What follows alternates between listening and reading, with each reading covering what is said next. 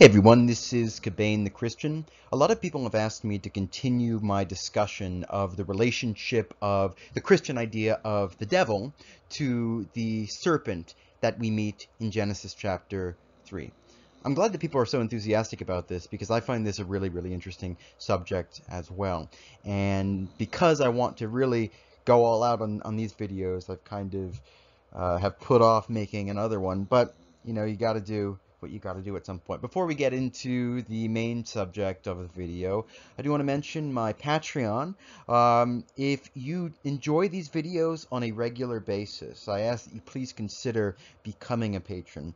There is some exclusive content, but the biggest bonus, I suppose, would be if you are tier 3, and then you get guaranteed an hour or more of one-on-one discussion with me on a topic of your choice or topics of your choice per month if you sign up.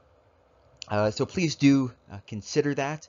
Also, it will enable me to phase out advertisements entirely. I'm not sure if anyone has noticed, but I have begun to phase out advertisements on certain kinds of videos, especially those advertisements which interrupt the content of the video. So please do consider that. YouTube memberships are also available if you would prefer that platform, though they're more expensive because YouTube takes a larger cut. Also, in terms of housekeeping, on Wednesday, beginning around 10 p.m. Eastern Standard Time, we're going to have the weekly Q&A session. So if you super chat, you will definitely get your question answered, and you might get your question answered even if you don't super chat. Also, I wanted to mention, because some people have asked, that if you want to make a one-time contribution, just just put a comment, tell me you want to do that, and I'll give you my Venmo information. So that is the housekeeping stuff for today. Let's get into the main subject of discussion for today. So, just to recap what we are arguing against, the typical line that you will hear today, especially among liberal biblical scholars and their partisans, is that there is no evidence that the serpent of Genesis chapter 3 is anything other than a serpent. And I think this strikes people as profoundly troubling, because when we read the text, it just seems obvious that the figure here is the devil. But it's not even that it seems obvious, it's that we have never asked ourselves the question, is this figure actually the devil?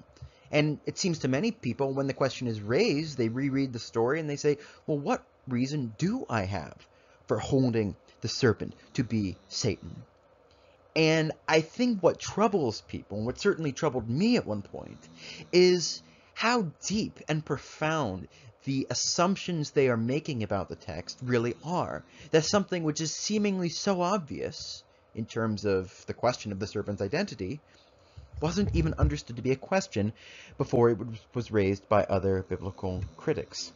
I think there are other issues like that in relation to Old Testament interpretation, one of them being the question of whether the God of Israel has a body or is an embodied being. We've discussed that, or I've discussed that on some of my blogs. I've made a video called God of Abraham and Aristotle, which gets into that. By the way, if you hear a dog snoring, that's because my dog is snoring. You know, I don't mean to be seedy here, but if I get more contributions, one of the things I'm going to invest in is a more quality mic so that we can avoid this in the future. Anyway, I just want to let you know what the sound is.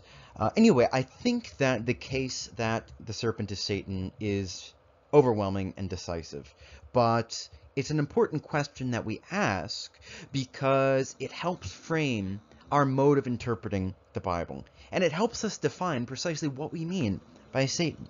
And what I argued in the last video is that we need to get over this assumption, which is implicit in our minds, that Satan is somehow the devil's personal name, or at least that it's more primarily associated with him than are his other titles, like the dragon, like the devil, and like the Nakash. Satan is simply one of many titles which describes a figure of supernatural origin who is present in God's heavenly court, who rebelled against the God of heaven and earth, and now attempts to oversee a conspiracy which will lead to the destruction of the creation and of the human family. And this figure is, in fact, known all over the world. There are Native American traditions which describe death as coming into the world through the activity of a great magician. In a Persian tradition, you have an enemy of the god of heaven. Now, some people will say that, well, Zoroastrianism is dualistic, these two equal and opposite powers, but it is a mistake to retroject later theology that we get from the Sassanid period into the earlier Persian traditions, because they're separated by 8 centuries, and the figure of Zoroaster himself does not come up until the 3rd century AD, when what we call Zoroastrianism is documented in the 5th century BC. The kings of Persia are identified as righteous Gentiles throughout the scriptures. Anyway, you have the idea of a supernatural enemy of mankind who is at war with the God of heaven and earth. You see his propaganda in certain other cultures. For example, at Ugarit, there's a text called the Baal Cycle, which describes how Baal, a young upstart on the heavenly council, rebelled against a tyrannical deity, that deity who had been responsible for the creation of heaven and earth. And he successfully rebelled, and now he was enthroned as the Lord of the council, unlike the one who preceded him. Likewise, we see in various Hellenistic traditions, Zeus is understood to be the head and lord of the divine council, but he had not always been so. He rebelled against, in some traditions, Uranus or Ouranos, who in turn had rebelled against a deity which had preceded him. So the idea of a war in heaven, which was playing out on the stage of history, but which was transcendent in relation to the stage of history, is known from many traditions around the world.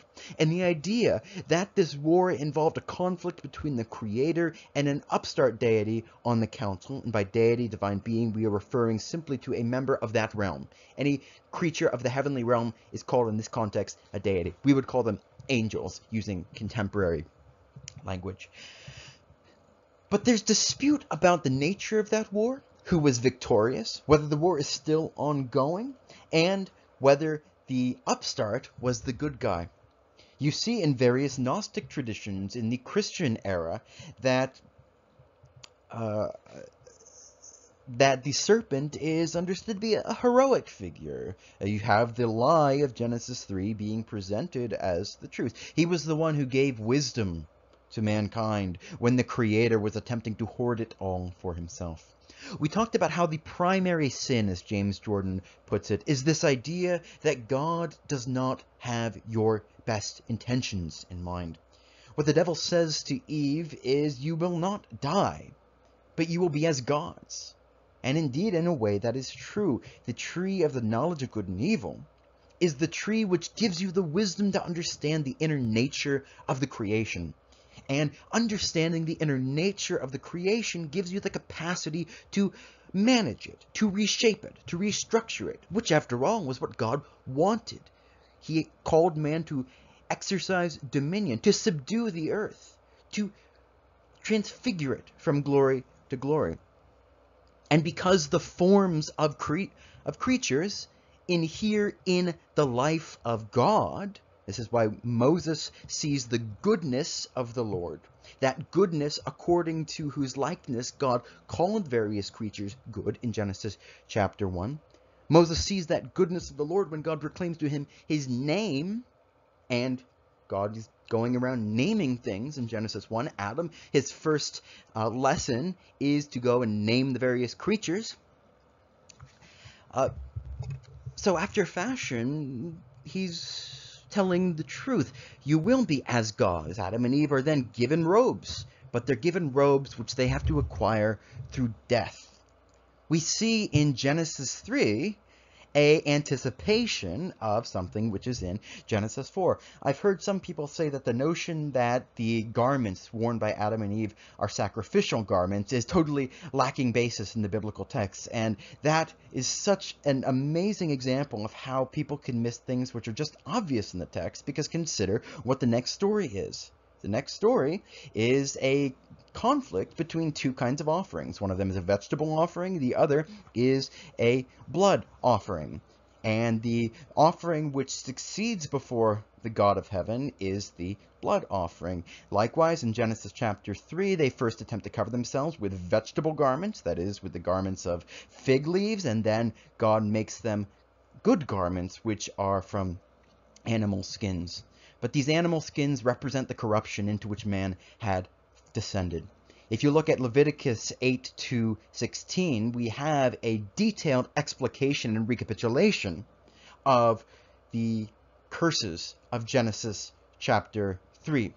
Leviticus 8 to 10 begins with the consecration of the tabernacle, which is a new Garden of Eden. The creation of Adam and Eve is echoed in the consecration of the high priest and his assistants. In fact, you have the language of a helpmate being used of the high priest and his assistants in Exodus chapter 31, which gives us the 6th slot in the instructions for the construction of the tabernacle. Then in Leviticus 10, Nadab and Abihu, they bring strange fire before the Lord. That is, they worship in a way that he had not authorized, that he had not commanded. This leads to their death. And after this, there is a way that God provides to manage his presence in the midst of a sick world. God being God cannot coexist with death.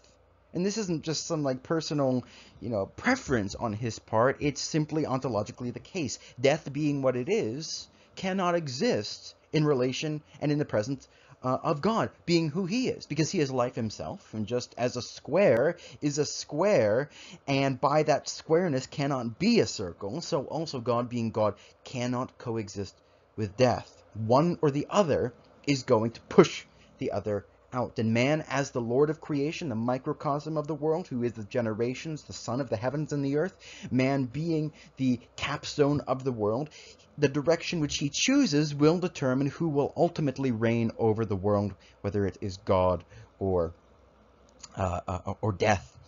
And so in Leviticus 11 to 15, what we have is an ordered recapitulation of the curses of Genesis chapter 3.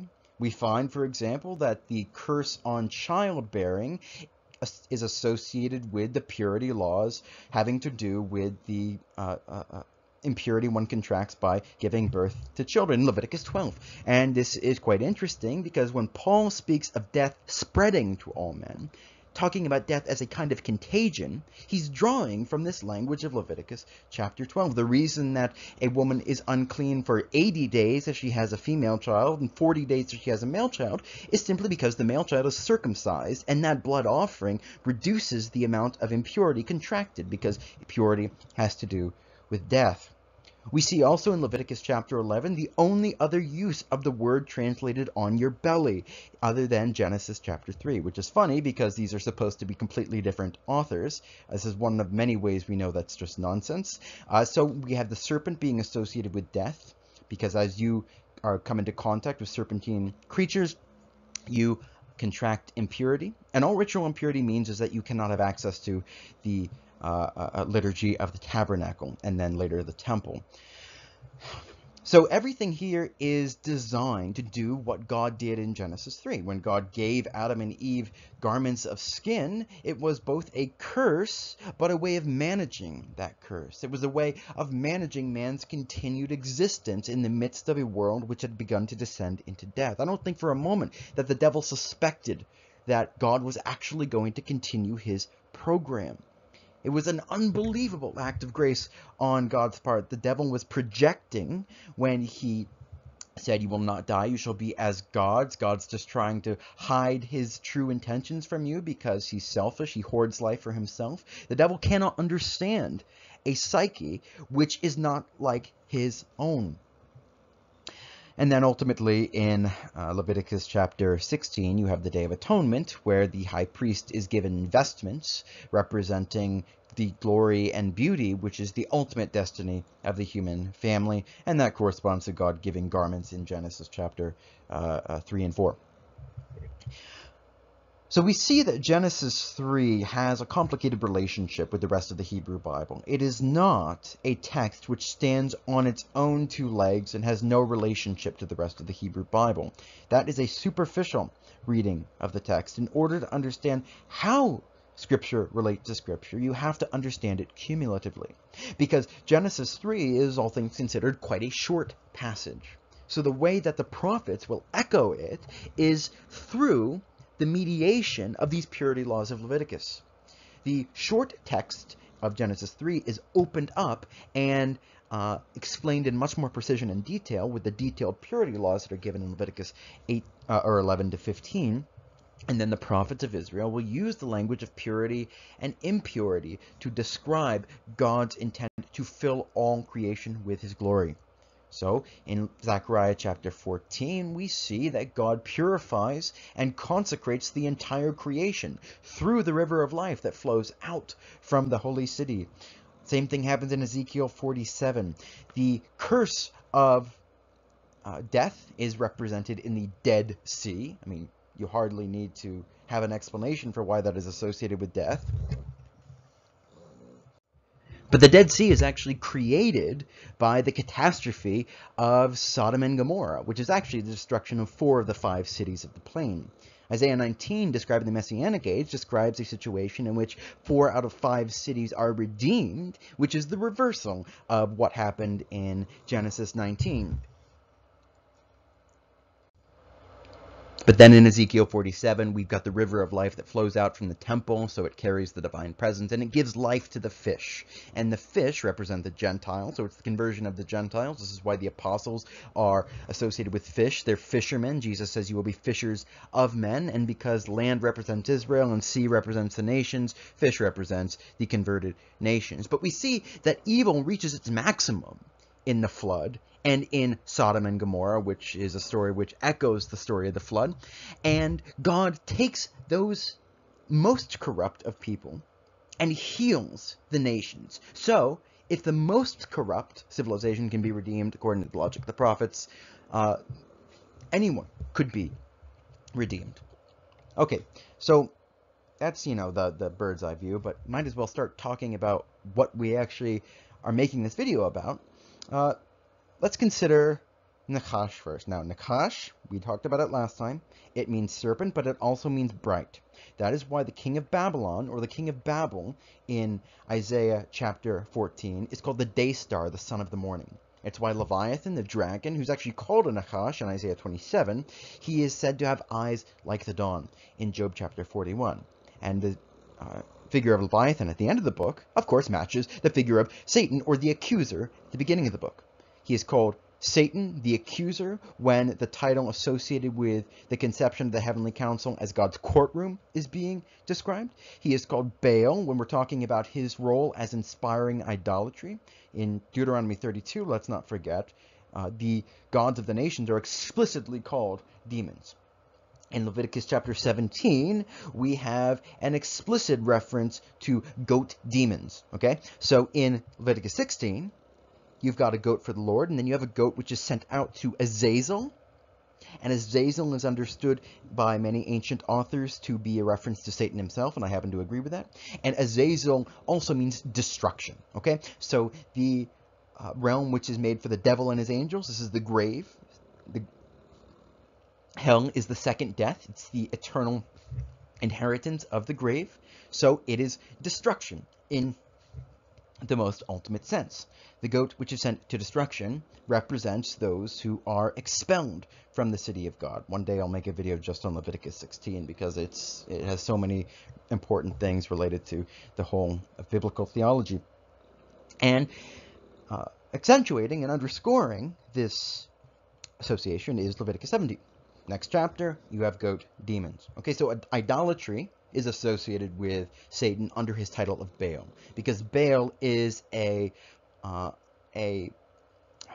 an imitation of the Lord. Baal is understood as the Lord of the covenant. He's understood as the divine husband, just as the God of Israel is the true Lord of the covenant and divine husband. Baal, remember, and Ugarit is the one who rebels against the God of heaven and earth successfully, according to the satanic propaganda, but we know that that is just propaganda. And just as we have seed of the serpent, the first representative of whom is called Cain, just as we have the seed of the serpent in Genesis 3-4, we read about the sons of Bel-Eon. Bel, remember, is a way of talking about Baal, and Jesus calls the devil Beelzebub. So the sons of Bel-Eon, it's often translated worthless men, but that totally obscures a very important aspect of the text. And Numbers 25, we are told that Israel played the whore with Baal of Peor. So we have this theme running throughout the scriptures. Now the Nakash is a way of referring to him as the preeminent celestial being. When God made the world, God created it under the administration of the angelic powers. Okay, Psalm 8, for a little while lower than the angels, but man will be crowned with glory and honor. The book of Revelation, we meet 24 angelic elders, so there are 24 angels, which then will act throughout the book and walk off stage until the Holy of Holies is empty in Revelation chapters 15 and 16. The 24 angelic elders correspond to the 24 chief priests, because the priests, they fly around in the tabernacle. We've talked about before how inward is upward, right? So you have two golden poles which go horizontally through the tabernacle. And the point here is to underscore the symbolic association of inward with upward. It is as if the whole tabernacle is being carried in a vertical direction on these golden poles. And you have the tassels, which are on the garments of the priests, and they are called literally wings. Because all Israel is a priestly nation, their tassel is blue, because the sky is blue. What do you know? And that blue tassel is called a wing. So when a priest goes into the sanctuary, he is flying upwards. He is ascending through the clouds into the presence of God. In Isaiah 6, Isaiah sees the divine council, and you have angels, the seraphim, burning ones. Remember, seraph also means serpent, and yet it can also be rendered burning. And the seraphim have wings on them, 6-winged, many-eyed. They cry, holy, holy, holy is the Lord God of hosts. And Isaiah himself is called to be a member of that heavenly council. He is filled with the Spirit. He is filled with the Spirit through eating a burning coal. The seraphim are burning, so Isaiah now becomes a seraph of himself. And he thus uses the title Holy One of Israel. That's a famous Isaianic title for the God of Israel, because he is like a seraphim himself. So Nachash is called the wisest of the beasts. Now, the language that is used here of the Nachash, it both can associate him with the beasts, but it could also mean that he is set over in relation to them. He is the one who exercises dominion over the beasts of the field. And I think that both things are kind of going on. So the first administration of the world is under the angels, but the first administration of the world was also associated with animals. The first administration of the world corresponds to the three faces of the cherubim, of the ox, representing the priestly period, the lion, representing the kingly period, and the eagle, representing the prophetic period. When King Solomon builds his water stands, there are two of the cherubim faces that are engraved onto it, the ox and the lion, because you haven't reached the prophetic period yet. The prophets, they go from place to place. Jesus says the one born of the Spirit, which is what makes you a prophet, blows where he wishes. And so we read, Elisha goes and anoints the king of Syria. The prophets are writing letters to the nations. Elijah moves from place to place. The king cannot catch him. In the anointing process of a priest, you anoint the ear, because a priest just hears what God says and does exactly what he tells him to do. Then you have the hand, which is anointed, because the king is an actor. He shapes and remolds the world. And then finally you have the foot, which is anointed, corresponding to the prophetic period, because the prophet is always moving from place to place, just as we read in Ezekiel. Ezekiel is picked up and flies here, there, and everywhere. And then finally you have the fourth face, or in another mode of speaking, the fourth face is present in all three other faces, okay? Because man is a microcosm of the world. That's how Ezekiel describes it. Both modes of description are there in the scriptures. But the first faces, the animal faces, are both the animal faces and they are linked with the angelic period.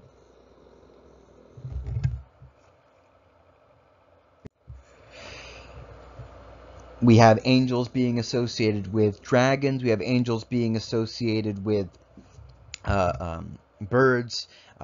There are birds dwelling in the holy place of the temple. They're described in the book of Psalms. So we do have an association between angels and animals, but I think the principal accent of the text, and I could be convinced otherwise, but I think both elements are there, but the principal one is that the devil, the bright one, is the preeminent angelic being who is set over the creation at this point in time.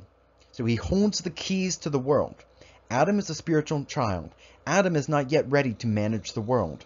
The world is managed through the angelic realm, headed by one whom we might call Lucifer, which just means bright one. It's not a personal name, but we can call him that just for the sake of simplicity. Now, when he rebels against God, and I think I've talked before in one of my series of videos on how I read Genesis 2 to 3.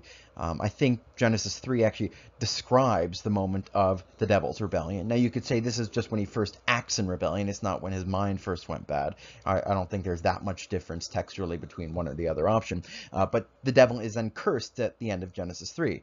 Now, I've argued before that the curses here have to be understood as prophetic.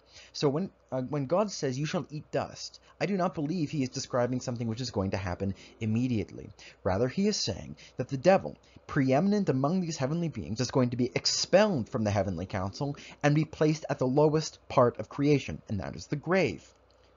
We read about this in Psalm 82. I will mention this just in a few moments, just to keep everything in its proper order.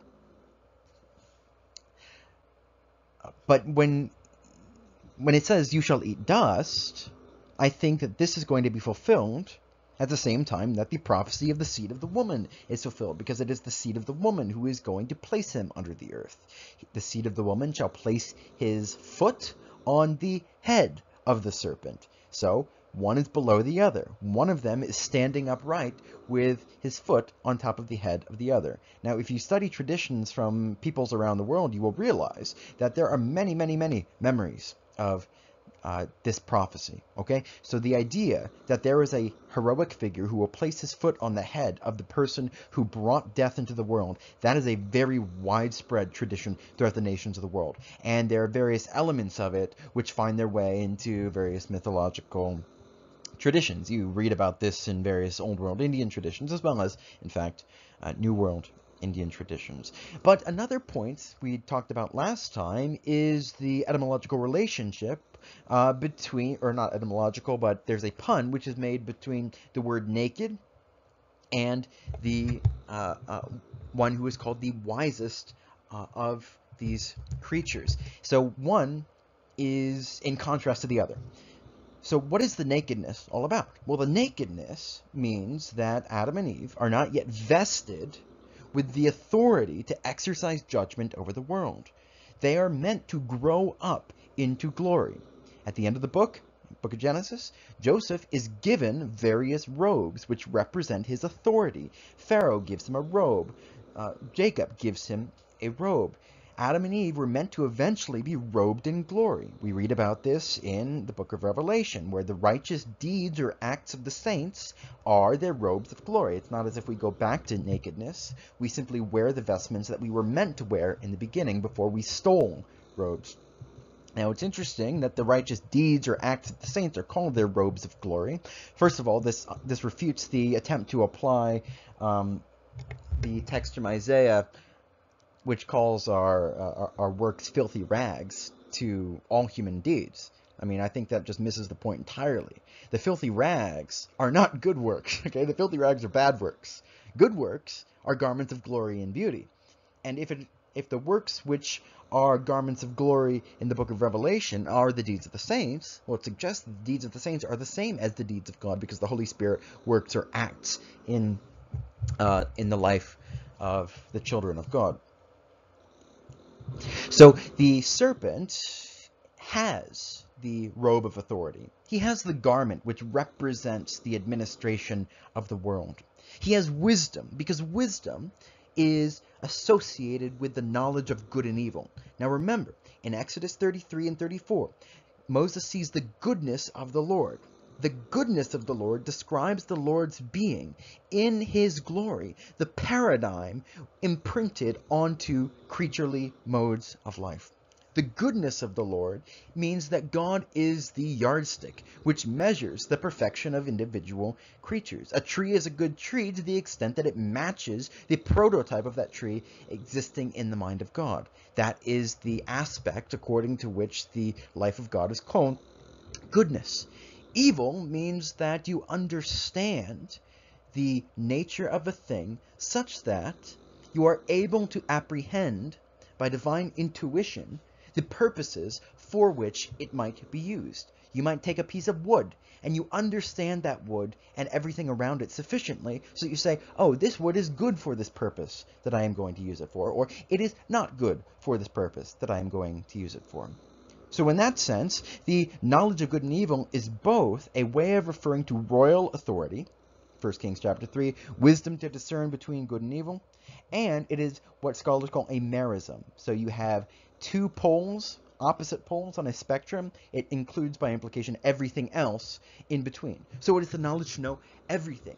When Solomon acquires wisdom, he studies the whole world. Beasts are brought to him from the ends of the earth. He has first brought beasts, and then he has brought a woman, the Queen of Sheba. Now, I'm not saying the Queen of Sheba was his wife, only that the narrative is written in parallel. And then Solomon is tempted by idolatry, corresponding to the serpent of Genesis 3. And like Adam, Solomon fails the test. So one of many things which shows that idolatry is in part what's going on here. And Deuteronomy 32 connects the idolatry of Israel to, what do you know, serpents, the venom of asps. The venom of asps is like the wine of Sodom. So the serpent is the one who has authority here. And we are shown later in Scripture that he is, in fact, a kind of royal figure. Because when King Saul is anointed to rule over Israel, he then has to prove his royal jurisdiction by fighting a figure who is called Nachash, meaning serpent. And then when David does the same, who does he fight? He fights Goliath, who is a Nephilim. A Nephilim is one of these figures produced by the sorts of unions we read about in Genesis chapter 6. Father Stephen DeYoung has made interesting comments on this following Michael Heiser in many respects. Now, I don't agree with Michael Heiser on everything, but perhaps one day I'll do a video just on the Nephilim because there's so many cool dimensions to this point. And Goliath is said to have scaled armor. Now, the Nephilim are often associated with 6 fingers. They have 6 fingers on each hand. And this is a tradition you find all over the world. I mean, it's pretty remarkable, actually. The idea that there are these supernatural type beings who seem kind of human but aren't quite human, and they have 6 fingers on each hand. I mean, it's a really strange detail to be so consistent if there's nothing to it. I don't exactly know fully what to do with the tradition, except say that I think it does preserve something objective. Okay, so let's keep going. Language of the Divine Counsel. So remember what the Divine Counsel is. When I talk about the Divine Counsel, I'm just referring to the language describing God's heavenly throne room as being associated with created beings who participate by God's providence in his management of the world. So we've got angels, and then we have men. Men are meant to be exalted over the angels. And you have different ranks of authority in God's heavenly courtroom, and that's echoed throughout many human courts. You have those who actually participate in the ruling of the world, and then you have those who are ministers in the court. They're meant to bring messages. So you have, we might say, 3 tiers in the heavenly council. You've got the God of Israel, Father, Son, Holy Spirit. Then you have the children of God, and because the Son is the one through whom God rules the world, sovereignty is associated with being a child of God. They are seated They don't stand in the council, they sit in the council. That is a position of authority. You'll note the apostles received the Holy Eucharist while sitting. You will note that the divine council is placed in the context of a wedding feast. We read in Isaiah 24 to 25 that God's glory is before his elders at this messianic supper, and that language goes back to Exodus 24, where the glory of God is before the elders of Israel at the Feast of the Covenant. Remember, Jesus echoes the very language of Exodus 24 when he is instituting the Holy Eucharist. We could keep going, but there are 70 elders there in Exodus 24, which is the number of the divine council, because the word sod, meaning council, meaning secret, sod has a gematria, a numerical value of 70, and that's, I think, is the principal reason 70 is the number of the council. And because every nation has a archon, you have 70 nations in Genesis chapter 10. The nations are divided according to the number of the sons of God, as we're told in the book of Deuteronomy. This is it's very simple to demonstrate that we have more than just an animal here in Genesis 3 by pointing to the language of the divine council. So the divine council begins in Genesis 1. Now, please hear my word of clarification, because I'm not saying it's not about the Trinity. In fact, I think it is about the Trinity. Genesis chapter 1, God says, "Let us make." This is the only time in Genesis 1 that he uses the language of "let us." Now, I do think this is about the Trinity. The only reason there is such a thing as a divine council, which includes those other than the three divine persons, is because plurality and cooperation is inherent in the life of God. And I think we can see the fact that this is the Trinity rather than just generically the divine council by studying the way that God speaks throughout the scriptures. God consistently, or especially in Genesis, God will say something in his heart. He says something to himself. So we see in Genesis that God has this way of speaking where he is addressing himself. And this is thus the paradigm which is used for language of the divine council. Isaiah 6, we read that God says, "Who will go for us?" And this is a divine council scene. God is speaking to a courtroom. So the language of the divine council is being used in Genesis 3 because God creates mankind to be included in his Trinitarian life. That is why God uses the "let us" phrase in Genesis 1 in the creation of man, when he is making man as male and female. Man is one. The man created in the image and likeness of God is the human family. And the human family is one and many, just as God is one and three. The human family has two sexes, male and female. The human family has many nations. So, "let us" is again used in Genesis chapter 11, when God makes the human family a plenitude of nations. We also see that at the end of Genesis 3, God says man has become as one of us. That is, man has attempted to seize a position in the heavenly courtroom, knowing good and evil. Knowing good and evil. This refers to having a position of authority. So the fact that this is used in exactly this context suggests that we are dealing with a heavenly being here. Psalm 82 echoes Genesis chapter 3 in a very striking way. Remember, what the devil says to Eve is, "You shall not die, but shall be as gods." Divine life is associated with immortality, both in the scriptures and throughout antiquity. I read a paper a long time ago when I was doing my classics work at Notre Dame on what exactly the conceptual boundaries of godhood or divinity was in the ancient world. And one of the conclusions made by the author was its immortality. And that's what we see in the Hebrew Bible as well. So, "You shall not die, but shall be as gods." Well, what does Psalm 82 say? Psalm 82 says, "I said, you are gods, nevertheless, as Adam you shall die." That is the literal translation of the word. As Adam you shall die. This is a reference to the prophecy of Genesis chapter 3. The prophecy of Genesis 3 says that the devil will eat dust. He's going to be placed in the realm of the dead. Just as dust is associated with death, you shall return to dust. So the devil is said to be placed in that context. Isaiah 14, the devil, the king of Babylon. Babylon represents, in a prototypical way, all of the evil forces in the world, just as Zion represents all of the good in the world, according to the language of the prophets. And the one who started this game was the devil. So he is the king of Babylon. He is described as one who attempted to exalt himself as the foremost being in the heavenly council, above the stars of God. And yet he is humbled. He is placed in the grave, where the Rephaim, these giants produced by the union of the Nephilim, rise up to greet him. The language in Isaiah 14 echoes or anticipates the language of Isaiah 53. Isaiah 53, you have the Messianic king, because in Isaiah 55, he fulfills the covenant made to David, so he's the Messiah. Messianic king humbles himself, but because of his humility, even unto death, he made his grave with a rich man, the prophet says. Even unto death, he is then exalted above the stars of God. He is freely given as a gift what the devil attempted to seize by force. So he, behold, my servant shall act wisely. He shall be high and lifted up. That's a divine phrase, Isaiah 6. And he shall be exalted. So much to say about every one of those passages, but I do have a slide coming up in a future video specifically about the language of Isaiah 14. So I won't say too much more about this at this point. But the language of Psalm 82 is a lex talionis. Eye for eye, tooth for tooth. That which you try to bring on somebody else is what you receive as your punishment yourself. If you essentially say, oh, this is what I'm going to do to my buddy over here, God says, oh, you think that's a good thing to do to a person? That'll be your punishment.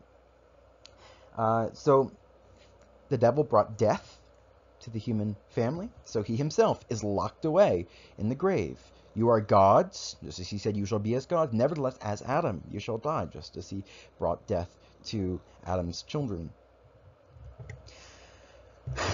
The sanctuary context of Genesis 2 and 3 also shows us that we're dealing with the divine counsel in these angelic realms. So Eden is on a mountain.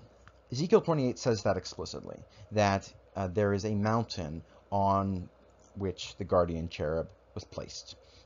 But we can deduce it from the fact that you have a spring which is welling up and then divides into 4 rivers in the Garden of Eden where it flows to the ends of the earth. Now, there's a downward flow here. Okay, things flow downwards. Likewise, when Adam and Eve are expelled from the garden, you have the consistent language of up and down being used in relation to their orientation to the garden. They bring their sacrifices to the gate of Eden. Now, the divine counsel is something you find in the tabernacle and the temple. Remember why. The tabernacle and the temple is the palace, the throne room of God. God sits upon his throne. There's no independent judiciary here. God is the supreme magistrate in virtue of his being the executive. He sits on his throne and his counselors surround him. The language or the word temple simply is the word palace. His counselors are symbolized in the construction of the tabernacle and temple by the cherubim who stand beside him, and then also in the temple there are angels under him that represents these 2 tiers of created being that I mentioned earlier. There's the ministering spirits who uphold his throne. There are also his assistants at court who assist him with governing the world. In Zechariah chapter 4, we read about the 2 sons of oil. I think the 2 sons of oil are the 2 cherubim, these are the statues of angels. They are made out of olive wood. Oil, it comes from olives. And this refers to the exaltation of mankind to the heavenly court. This is related to Romans 11. This is related to Revelation. I won't go into that in any more detail at the moment, though. Topic for a future video. Blah, blah, blah. And in Deuteronomy 33, God comes to Sinai, Mount Sinai, with 10,000 upon 10,000s of his holy ones. In Daniel 7, God's throne is approached on the cloud. Remember, cloud of incense, Leviticus 16. He has many of his heavenly counselors there. And Isaiah 6, where does he see the divine courtroom? Oh, he sees it in the temple. I think we often read that as Isaiah was caught up into the heavenly temple. but I think we are meant to read this as Isaiah goes to the temple built on earth, and it becomes a conduit for his access to the divine courtroom. So the fact that we have the serpent appearing in this context, when the language of divine counsel is explicitly used, tells us we are dealing with a heavenly being.